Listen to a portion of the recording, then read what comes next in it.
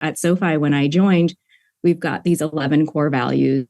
One of them is take care of people and help them grow. And I think an element of taking care of people is recognizing that we're all struggling human beings, meeting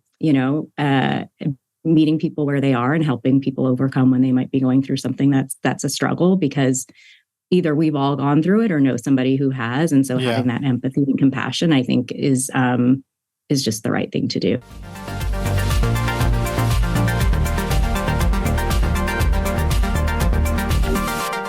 Creating a culture of well-being at work is crucial in today's fast-paced and demanding work environment. Establishing such a culture not only demonstrates an organization's commitment to its employees, but also fosters a supportive atmosphere where individuals can thrive both personally and professionally. Prioritizing well-being contributes to an increased productivity, reduced absenteeism, and improved employee retention. By encouraging open dialogue around mental health, offering tailored well-being programs, and empowering our managers to support their teams, organizations can create a nurturing environment where employees feel valued, engaged, and motivated. Ultimately, investing in a culture of well-being is a strategic move that benefits both employees and the organization, driving sustainable success and a healthy work-life balance. On today's episode, I'm joined by Anna Avalos, who's the Chief People Officer at SoFi. During the episode, Anna shares how SoFi is creating a culture of well-being, how they're developing a tailored well-being strategy, how to support managers through well-being initiatives, how to choose the right well-being partners, and how to measure the impact and ROI of well-being initiatives. As always, before we jump into the video, make sure you hit the subscribe button, turn on the notification bell, and follow on your favorite podcast platform. With that being said, let's jump in. Anna, welcome to the show. How are you? Great, Chris. Good to be here. Nice to see you. So I haven't got you up too early, have I? Today? No, not too early. This is a normal time start for me. Yeah. And I noticed over your side of the world that everyone gets up really early. It's like an early start. We do. Yeah. We do. And honestly, I think it really does have to do with the time zones, because I've lived on the East Coast and started my day at like East Coast time. I've actually lived in Europe and started my day much, much later. Yeah. So I think it is just to maximize the time when you're working across time zones. Is that way it is? Oh, okay. Because I normally, I see when a guest book in and I'm like, why have you booked in so early? Like, Chris, this is the time I get stuff done. I get stuff done. Yeah. Like, I'm like, it's still dark outside.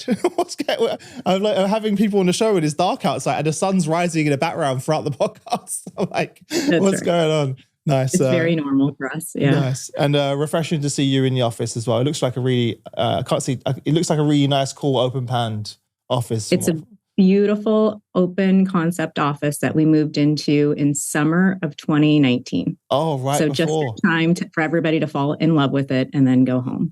Oh, yeah. We just started to enjoy it. Nice. Before we jump in, tell everyone a little bit more about you personally and your journey to where we are now. Yep. So I lead the people team at SoFi, which is a finance company, personal finance company. This is actually only the third company I've worked with in my professional journey. I spent 15 years at a medical device company. I was there for 15 years because I absolutely loved the company, loved the culture. I honestly thought I was maybe going to even retire there. Wow. I joined, they did really heavy campus recruiting. So I had my list of all the companies. Yeah, all the companies I was interested in talking to, they weren't on that list. I'd never heard of them before. And I was taking a break from all of my, aspirational companies and met a recruiter and just fell in love with their philosophy, which was hire for talent, really drive engagement and help people develop and grow in their career. So the fact that I was there for 15 years, it wasn't necessarily an anomaly. A lot of people within the organization had really long careers there. I started in supply chain, did production leadership roles, and then moved into HR. And that stuck. Wow. I've been doing HR ever since. So yeah, the only reason I left is a friend and mentor went to Tesla and started reaching out. And I remember telling him there was a 1% chance I was going to make a move. But just to get him to stop calling and texting and emailing and all the things, I went on site to Tesla. And by the end of the day, I was sold. I really, for all of the reasons that you can imagine, it's, a great mission, really smart people. But for me, it was more so to see if my skills translated in a completely different environment. And Tesla and my prior company could not have been more different. I bet culturally. Yeah, very different. I spent 3 years at Tesla, the first year and a half in the US, the second year and a half in Amsterdam. Nice. Living and working in Tilburg? So we have a manufacturing facility in Tilburg. But the HQ, the EMEA HQ, is actually in Amsterdam. It makes sense. It's easy to get to. Everyone is as well. Yeah. I remember in my previous role, I managed our supply chain division because it was an events business. So I ran HR portfolio events, supply chain manufacturing and oil and gas. And we actually went to Tilburg and did a tour of the Tesla manufacturing site. You did? Yeah, did you go out on the little indoor test track? Well, unfortunately, I can't drive, so... No, they'll take you out. I didn't get the opportunity to do that, no. I think the guests did. I was the organizer, so I was kind of probably busy organizing. You were coordinating. Yeah, but the guests did. But yeah, that's the only reason I know where that is, where that exists. Because most people probably don't have no idea where that is as well. But to your point, though, isn't it interesting? Farms all around it and this factory. Yeah, exactly. You'd never know. It's similar with Lego, we just got back to. You go to that area of Denmark, and if it wasn't for Lego being there, you probably would never have go there ever as well. So it's really cool. But to your point of your career before, isn't it interesting that kind of we end up carving out careers in companies that we never thought that we would? Like, I worked in a company for 10 years and I met someone by playing a game of pool in a bar. Literally. And it was the CEO and founder of the company. And I interviewed there and I was there for 10 years. In a company that I'd never heard of and in a career that I never thought I would pursue in sales. And it took, we kind of went the extreme view of like, we couldn't see an opportunity anywhere else. So we're like, let's start a company. This is kind of like the extreme version of that. With me and Shane. The universe has a plan. Yeah. Although at the time it was probably just scary. It still probably is the scariest thing ever. Besides having a child. That's why I say that just being a parent is probably the scariest one for me. And then next after that was starting a company. But really cool. Tell everyone about the company a bit more. What was it that attracted you to this new role? Yeah. So after kind of two very different career experiences, I actually took some intentional time off. So I took a year off to travel around the world and kind of reflect on what I wanted to do. And honestly, it was everything from maybe I, open a yoga studio to like get back into the corporate environment. And what I ended up realizing is I wanted a mix of my prior two companies. So the two other companies I'd worked at, I loved the pace and intensity of Tesla. I loved how ambitious the company was. Like it was really intoxicating to be part of an organization that's helping to shape an industry. But I missed the culture of Stryker, my first company. I missed working for a company where we were really striving to be a great place to work, where that was part of the priorities. And especially, practicing the craft of HR, as we all know, that's really, really critical to work with a company that aligns to your values. And so finding a company where culture was really as important to the other members of the leadership team was really critical. So that's honestly how I found SoFi. I'd never heard of the company before, and just how big were they at the really time? Was struck by. How big were they at the time when they you were joined? just under 1,000 employees. Okay. And I mean, I remember talking to people in my network about this move, and they were like, how could you go from, a Tesla, which was the hottest company at the time, to this company that I bet you got a lot of that. Yeah. Yeah. Yeah, that's right. So one of the things I want to talk about today, because I know we both have a shared passion for well-being, it's something that's kind of at the center of HR leaders. We have our global well-being summit we run every year. Personally, I've kind of gone through my own challenges of well-being with, anxiety and depression, and something that I struggled with for many years. And I just wanted to sort of really focus on that, if it's okay with you. Could you share like, why is it that you and the team decided to go on this journey and just kind of give us a little bit of background. Yeah, I think it's always been a really important element to me of just bringing your full and whole self to work. And I think that includes, your challenges and when you're going through a rough spot. And so creating a culture where people can talk about their challenges and where there's support as you're going through those rough patches is really important to me. It's something I think that, my first company did really, really well.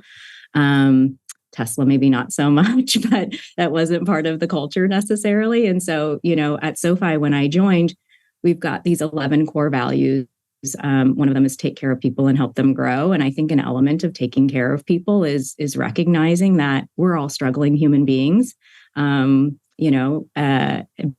people where they are and helping people overcome when they might be going through something that's a struggle, because either we've all gone through it or know somebody who has. And so having that empathy and compassion, I think is just the right thing to do. Mm-hmm. Where do you start with something like that in terms of developing the strategy, the vision, direction? Could you walk us through the steps that you and the team took? So for us, we start with those kind of core values and linking back, taking care of people, helping them grow, embracing diversity are a couple of them where we really try to pull out those elements. So really highlighting that. And then we've launched some really cool partnerships over the time that I've been here. One in particular with Modern Health, that we were speaking to them actually right before the pandemic hit. And I think there was a little bit of scratching of the head of like, when you're looking at just overall people team spend, is this the right spend? The pandemic hit and it became really clear that it was a time of, just extreme stress for everybody and for all different reasons. Some people were dealing with, isolation. Other people were dealing with tons of kids climbing all over them while they're trying to work and, maintain their sanity.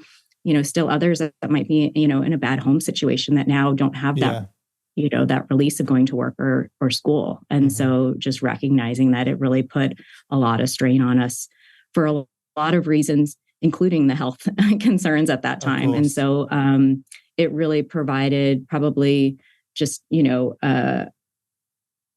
a rallying cry for this is something that we're really going to lean into and, using that partnership with Modern Health to provide a safe place for people to share some of their challenges and tools and resources, but it wasn't enough just to have that support system. It had to be really supported and talked about and reinforced from our leadership team at all levels. Yeah. Probably good for the audience to give them a bit of background. What is Modern Health? Because we both know the company, but they may not be aware of that. Yeah.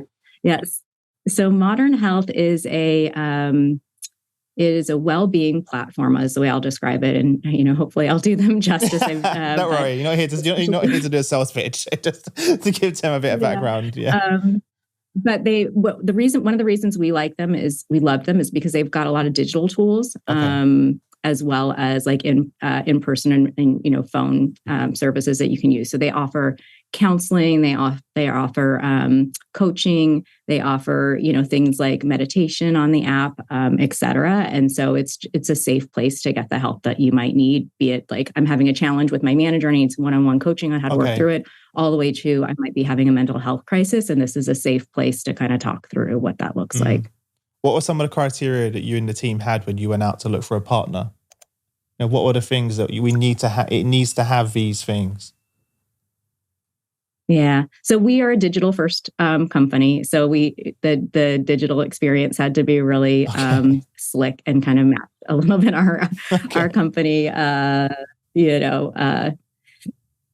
culture in that way. And then we were just looking for partners that would help us create a safe place to kind of destigmatize this topic. And I think I hope my sense is that that's happening, has happened over the past couple of years, but I think for a very long time, just like, talking about certain topics, like talking about mental health issues has been something that's been tabooed, and we wanted to take that away. Again, knowing that we are all struggling human beings, how do we find a company that can help us to create really safe entry points for people to get the help that they might need, and very low barriers of entry. So, we also have an employee assistance program, which I'm sure many of the viewers do as well. Sometimes that feels like a higher hurdle to like call and say you actually need help. And so how do we create a space where... Even the language around it, right? Employee assistance program, it's kind of got a stigma attached to it already, right? Yeah. And what we found is, for example, in Modern Health, a lot of people will use the one-on-one coaching as an entry point to say like, oh gosh, this is a great tool. Let me see what else is available within this platform. Yeah, nice. Because it's less intimidating to say, hey, I just need a little coaching to talk through, dealing with my manager or teammates or whatever issue I might be having at work. Yeah. And then you kind of work through, gosh, maybe I've got some other things that would be helpful to get support on. So kind of the gateway into it. I can tell you a personal story. Like during the pandemic, I suffer from anxiety since I was a kid, and I constantly was having panic attacks, but I hid it from everyone, so no one knew. My wife didn't know for 15 years. My friends, my business partner, there'll be weeks I didn't turn up to work, and I would make excuses, but it's because I was ashamed of people going to see that I'm weak, and all of the stigmas attached to that. And it was during a conversation with the chief learning officer at Unilever, actually, on the podcast, live on LinkedIn, that I first opened up and shared that. So that's how everyone in my entire circle found out about this. Including your spouse. Yeah, crazy, right? Yeah. So it's like all those excuses you were making and everything, right? It was all that. And I was like, it felt right because there was this amazing leader in Tim being vulnerable and sharing that he just returned from 2 months leave because he was struggling with his mental health. And I was like, wow, like even the most successful people, which I realize now, actually, the high performers are actually one of the biggest, the biggest struggle, right? And I tell you that story because even after I'd shared that, I was still like really nervous about going to seek help. So even though I'd shared it, and my first... It just feels scary. And especially if you've been struggling with it for that long, you don't know that there's a better way. Yeah. An easier way. But the first time I did it was through an app and digitally. Yeah. And I booked in a call with a therapist and had a conversation, and it felt easier because when I was walking through the idea of leaving my house and traveling to meet someone in person, it felt really like, it felt really intimidating. But there's just so much inertia going against getting the help that you need. And so anything you can do to break down those. So that half an hour call was a game changer for me, just to book it in easily on my schedule in my time. And it was really cool to be able to do that. So that's why I'd share that. Yeah, and you didn't have the excuse of a flat tire or anything else. I would talk myself out of it as well. I'll probably be like, I'm too busy today. I'd probably talk myself out of it, which is what a lot of us do. Yeah. And I don't think you're alone in that. I think that's just human nature. Yeah. What's a project that you look back on or campaign that you ran, whether it's in the app or the platform or outside that you're proud of, that stands out to you? Yeah. I mean, I think there's so many. The things that make me proud are, I'll share a campaign, but before I share that, like what makes me the most proud is the way that the benefit is just woven into our language as a company. So for example, we were sending our end of year message at the end of 2022, and our CEO's note, talked about it's the holiday times, which is a great time for many, but we have to remember for some folks, it is not a great time. It's a time of really high depression and mental health challenges that people face. And so there was a couple lines in there of like, hey, we also recognize that this might be a challenging time to many. And here's some Modern Health resources just as a reminder. So hitting people where they might not even think about it, but need that reminder the most is the thing that I'm probably the most proud of is when it comes up kind of in those organic ways when we might be getting people this reminder when they wouldn't expect it. But last year, in terms of campaigns or programming that we've done, last year we did a program between our SoFi, which is our Black ERG group. We call them our SoFi circles. Amazing name. Just that is the best. SoFi. That is so cool. Whoever came up with that, touche. That's a cool name. SoFi. Anyway, go on. Sorry, I had to. It's so important, by the way, for everyone listening, that you take the time to create a brand and a name around. People will remember. I will never forget that. If someone says to me, hey, SoFi, I'm going to be, I'm like, they did a campaign and by the way, the group's called SoFi. So anyways, it's those things are so important. Sorry, carry on. Well, and the spelling of it is even better because it's S-O and then in like little parentheses, U-L-F-I. So if you take out what's in parentheses, it's like the SoFi piece of it. So they were very... right. Nice. Yeah, they were very crafty. The team was very crafty coming up with the name. But did programming last year for Black History Month with Modern Health, talking about Black resilience. Yeah. And so, really, really great to see we have our SoFi circles, which are ERGs. They each get a tentpole month. So we have 9 ERGs. And so each of them has 1 month where they've got programming that they bring to the company, talking about their mission, a little bit about, their ERG group, what they're focused on, get a chance to do some like special programming, not just for members of the ERG or our SoFi circles, but also for just the broader employee population. Yeah. So they did some programming with Modern Health, which I think was really, really nice. Well received and folks still talk about. What does that look like in terms of the employee experience? So is it like an app and they get a notification? Because the reason I asked that is like in the past, right, when I was working in the workplace, you had like this really boring intranet that it was hidden away somewhere. You didn't even know what benefit. You didn't even know that a lot of these things existed in the company. I think that's part of the challenge, honestly, is like, I'm sure most of your listeners have like amazing offerings for their employees. Yeah, exactly. Getting people to understand where they are and how to find them is like the biggest challenge. Yeah. So what does that look like? How does that look? Yeah. So for our benefits offerings, like, first of all, I think we've got the most amazing benefits team who really does a great job working across the company to weave in different benefits offering, not just in Modern Health, but things like our employee assistance program. We have a program where we can not only help with people who are going to school, but also help you pay off your student loan for folks who have already completed their degrees. As an example, but just amazing benefits kind of more broadly. And so we're always thinking about how do we weave in the messaging of our different benefits to touch points for our employees, for our managers.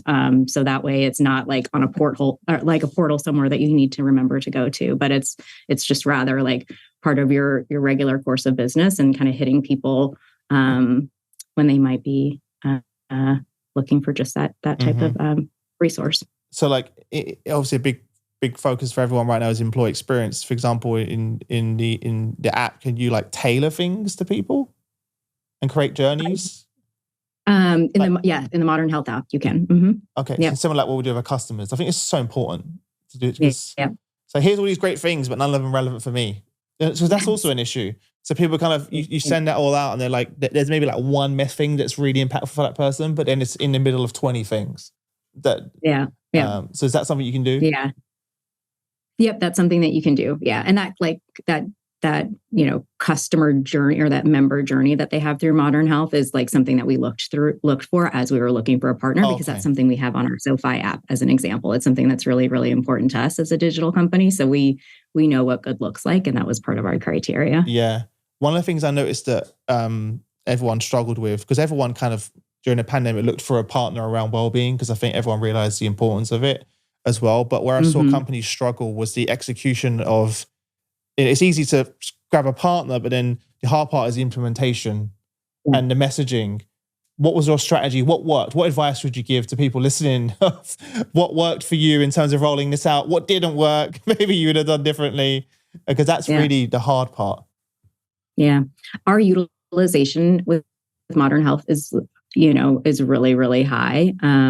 And Modern Health, that's, why probably I end up doing so many speaking engagements with them, is just because they're so proud of the partnership with SoFi.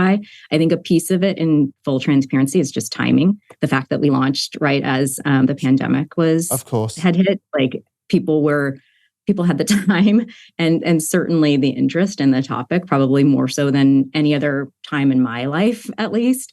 So that was a piece of it. But I think it's been this like multimodal communication. So, our benefits team talking about it during open enrollment, I mentioned our CEO putting it in his end of year newsletter, just kind of the consistent reminders and leveraging some of those lower barrier to entry tools that Modern Health has, like the one-on-one coaching. Mm-hmm. So how long did it take to roll out? It was super quick. Yeah. I mean, it was a couple weeks to get it launched. Yeah, it was very. I say that, but because as you know from doing this a long time, it isn't normally that simple. It could be months. Yeah. So sometimes as well, right? To slowly do that. The most time that we spent, the longest pole in the tent was just figuring out which partner we wanted to use. Yeah, that's a hard part. As well. What about your managers? I think we've put so much. It's never been more difficult time, in my opinion, to be That's right. a manager. I agree with right? that. And the role has never been more important, and the role has never been harder to do. Yeah. What kind of support are you giving them? Do they have a dashboard of what they can see for their No, absolutely not. And that's an important piece from the Modern Health perspective, is that is really all confidential for that employee. But manager support just more broadly is something that we spend a lot of time thinking about at SoFi. And it's, everything from a really thoughtful manager onboarding for either newly promoted or new to the company managers, with just an overview of all the tools, a really deep dive into DEI and making sure that they understand, unconscious bias, some of the tools that we have to be able to support them, to make sure that we have a value of embracing diversity, making sure everybody feels welcome, included, and able to contribute. And the managers play just a super key role 100%. In that. So spend a lot of time on that, on their onboarding. We have, and then we have monthly manager training sessions that help to kind of support them and make sure that they've got the resources and tools that they need to be able to be successful in their role. And then, all of the things that I'm sure all of your listeners have, employee engagement surveys, so managers can understand the sentiment of their team, talent reviews and succession planning, and just tools and processes to help them ensure that they are thinking critically about the development and engagement of the teams. Yeah. No, I definitely didn't think you were sharing the app data with that. I was thinking more about, having conversations around things like well-being. It wasn't something I can tell you right now, during my manager training, that never came up. How do you have those conversations, right? Leading with empathy and having those conversations is I think for many years we kind of just avoided it because we were worried about saying the wrong thing or not having an answer, right? And I think that's an important piece, is just giving ourselves permission that we might say the wrong thing, and just starting the conversation, especially when you're delving into topics like mental health. People might share things with you that you're not prepared to speak to, but just sitting there with them and letting them know, I'm not sure what the right thing to say is, but I want to get you the help and support that you need. And I think that's where then a tool like Modern Health becomes so critical, because those are trained experts to help to deal with, especially in acute mental health. Yeah, challenge. No one's expecting you to be the person with the solution, right? But again, even from, and I don't say this for everyone listening to force this, but if you do have an authentic story and you share kind of my own challenge, that has also created a culture where my team come to me more often now when they're feeling, I had literally only a couple of days ago one of my team members say, hey, can I just take the day off? I'm feeling a bit overwhelmed and feeling a bit anxious. No worries. They would never have come to me before. If I hadn't have shared my own journey story, I very highly doubt, if I'm being honest, they would have come to me and said that before. Yeah, they would have made it an excuse that they're going to go on a holiday somewhere. 100%. Or they'll make or they'll do what I used to do and pretend I was sick. Yeah. This is how, and I'd make all the excuses in the world as opposed to avoid that conversation. Yeah. And you'd be surprised once the conversation happens. I think it's similar to you going to see the therapist. I think it's the anxiety of starting the conversation that's always the hardest part. And then once you get through that, it's the support and resources are really great. I realized I had anxiety about having anxiety. If that makes sense. So it's this vicious circle that I was going in, and the moment that all those fears that I had, the moment that I actually had the conversation, I was like, oh, My wife's not left me. My friends still like me. My employees are still here.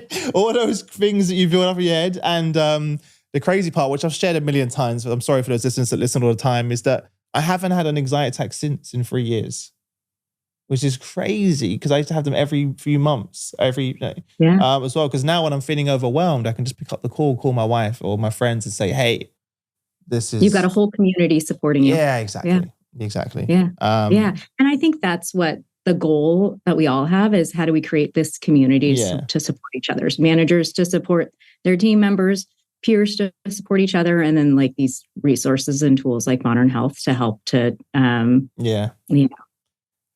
do you, a question I'm sure everyone always asks, and it's an important one though, and I'm sure you this was a consideration when you made the investment, is how do you measure the ROI and the impact of something like Modern Health? What does that look like? Yeah. So the two key things that we look at is utilization. So the percentage of our team members who are actually using the platform. And then we look for just comments and things like our employee engagement survey, feedback that our benefits team gets from team members in terms of just the help that it's given them. Mm-hmm. Do you extract and then you can look at things like absenteeism and things like that. But I think the more telling thing is just, are people using the tool? Yeah. So is there any other thing, anything else do you extract from the app in terms of data aside from utilization? We see utilization, and then we see utilization by so you can see what are the things getting used, right? That's important. That's an important point. Exactly. Yeah, exactly. Yeah. And we offer Modern Health not only to our employees, but also to their qualified dependents as well. Nice. So we recognize it's like a whole... Yeah, it doesn't stop at work. Yeah. It's a whole family. Especially when work is most people's homes. Most people work remote now anyway. So it's literally, my daughter's sitting in the living room over there right now. It's no longer independent of each other, right? Yeah. And I think that's something that also has helped to destigmatize the mental health piece a little bit, in that, like, you're not in my home right now, but we're all in general in each other's homes much more than we were before. Yeah, definitely. We can see it. What's been the feedback from employees about being able to have that, both for themselves, but also for their families?